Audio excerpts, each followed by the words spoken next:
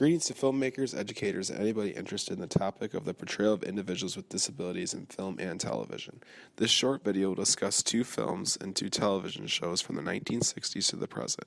The review will also look at how these media outlets present individuals with disabilities. The conclusion of this video will highlight some tips for filmmakers and educators to support and advocate for those individuals with disabilities.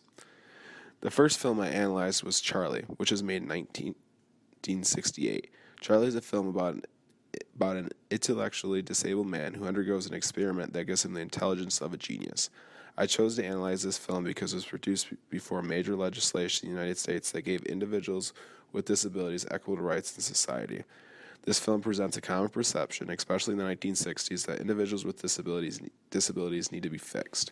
Once Charlie begins to develop an average IQ, he begins to fall in love with his tutor, which is one event in the film that represents a case for how there was a common perception that individuals with disabilities could not fall in love. Overall, this film provides evidence to viewers that individuals with disabilities were perceived as a person who needed other people to help fix them. In other words, they were victims of the disability. The first television show I analyzed was St. Elsewhere. St. Elsewhere was an American medical drama that ran from 1982 to 1988 on NBC. The main characters were teaching doctors at an underrated hospital in Boston. The show itself did not portray anything significant about individuals with disabilities until the final episode titled The Last One. Tommy Westfall is the son of one of the major doctors in the series, Donald Westfall. In this episode, Dr. Westfall explains to his father that he does not understand his child and what goes on in his son's head.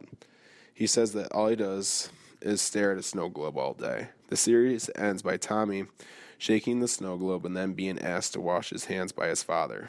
There have been multiple inferences that argue that the entire series and the intense events were made up by Tommy's imagination.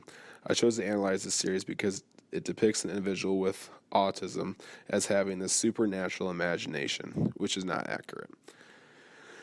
The second film I analyzed was The Theory of Everything, which was made in 2014.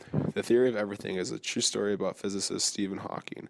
This film portrays Hawking's story and the challenges he faces living with a motor neuron disease. He conquers through his disability and develops into one of the most prominent physicists of all time. His motor neuron disease causes Stephen to lose mobility and his speech. However, his intelligence is still clearly there. I would argue this film would make a favorable example to use in the school setting. This film portrays the disability accurately and positively. The film would also give students awareness of the fact that just because a person cannot speak or walk does not make them intellectually disabled. The second television show I analyzed was Parenthood, which was broadcast from 2010 to 2015. Parenthood is a recent television series about four adult-aged siblings that face a variety of challenges with being a parent. Adam Braverman was one of those siblings, and he and his wife Sarah are faced with the challenge of raising a son with autism, Max Braverman. This television series, I would argue, did a favorable job of portraying some common behaviors that are shown in individuals with autism. Difficulties with social interaction, repetitive behaviors, obsessive compulsion, and many more. This television series took a progressive risk to portray an individual with autism as one of the main characters.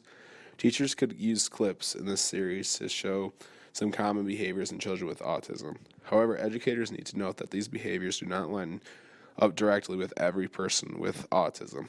One of my mentor teachers that teaches in an ASD classroom told me that whenever you meet one individual with autism, to make sure you understand that you only met that one. In other words, do not take one individual's behavior and broaden across the autism spectrum. She said that all students with autism are unique, just like everybody in this world is unique. One can see from these reviews of these media outlets that the presentations of individuals with disabilities have progressed to become more accurate and positive. However, there are still changes that need to be made. Filmmakers can continue this progress by building relationships with individuals with disabilities in order to better understand them.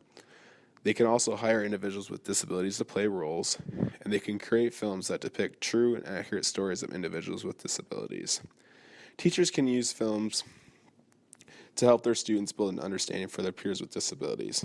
However, it is crucial for them to have a discussion about how just because a film portrays a person with disability one way does not mean that all people with that disability would behave or look like that. In order to best protect and advocate for your students with disabilities, you need to build a learning community that is supportive of diverse peer relationships. Thank you.